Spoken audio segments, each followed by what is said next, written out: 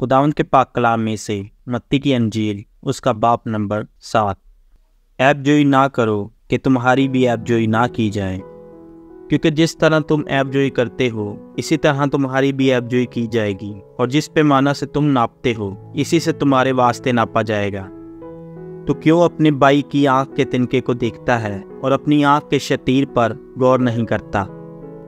और जब तेरी ही आंख में शतीर है तो तू अपने भाई से क्यों कर कह सकता है कि ला तेरी आंख में से तिनका निकाल दूं? ऐ रियाकार, पहले अपनी आंख में से तो शतीर निकाल, फिर अपने भाई की आंख में से तिनके को अच्छी तरह से देख कर निकाल सकेगा। पाक चीज़ें कुत्तों को ना दो और अपने मोती सूरों के आगे ना डालो, ऐसा ना हो कि वो इनको पाँव के तले रौंदे और पलट कर तुमको फाड़ें। मांगो तो तुमको दिया जाएगा, ढूंढो तो पाओगे, दरवाज़ा खटखटाओ तो तुम्हारे वास्ते खोला जाएगा। क्योंकि जो कोई मांगता है उसे मिलता है, और जो ढूंढता है वो पाता है, और जो खटखटाता है उसके वास्ते खोला जाएगा। तुम में ऐसा कौन सा आदमी है कि अगर उसका बेटा उससे रोटी मांगे तो वो उसे पत्थर दे, या अगर मछली मांगे तो उसे सांप दे? बस जब तुम बुरे होकर अपने बच्चों को अच्छी चीज़ें देना जानते हो तो तुम्हारा बाप जो आसमान पर है अपने मांगने वालों को अच्छी चीज़ें क्यों ना देगा।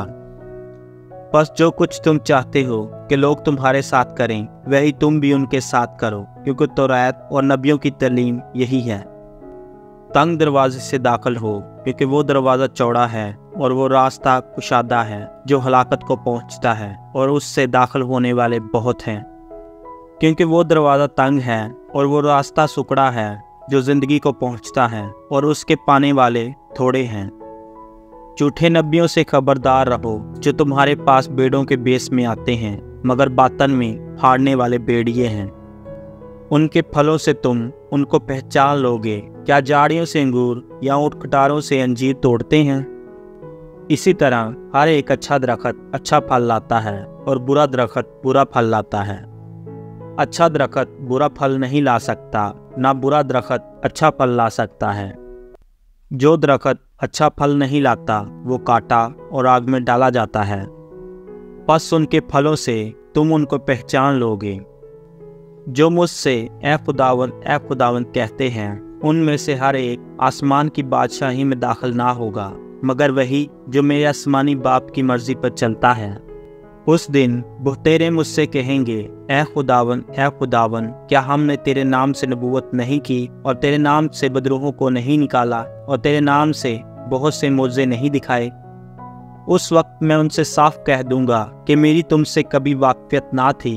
ऐ बदकारो, मेरे पास से चले जाओ।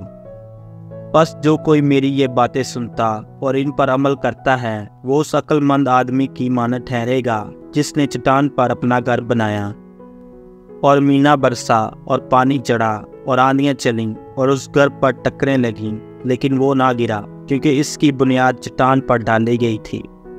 और जो कोई मेरी ये बातें सुनता और इन पर अमल नहीं करता वो उस बेवकूफ़ आदमी की मानद ठहरेगा जिसने अपना घर रेत पर बनाया, और मीना बरसा और पानी चढ़ा और आंधियाँ चलीं और उस घर को सदमा पहुँचा और वो गिर गया और बिल्कुल बर्बाद हो गया।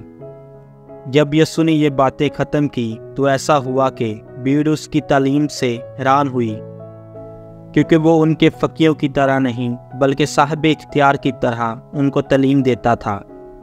खुदावंद के पाक कलाम के वसीला से हम सब पर खुदावंद की बरकत हो। खुदावंद का शुक्र हो। आमीन।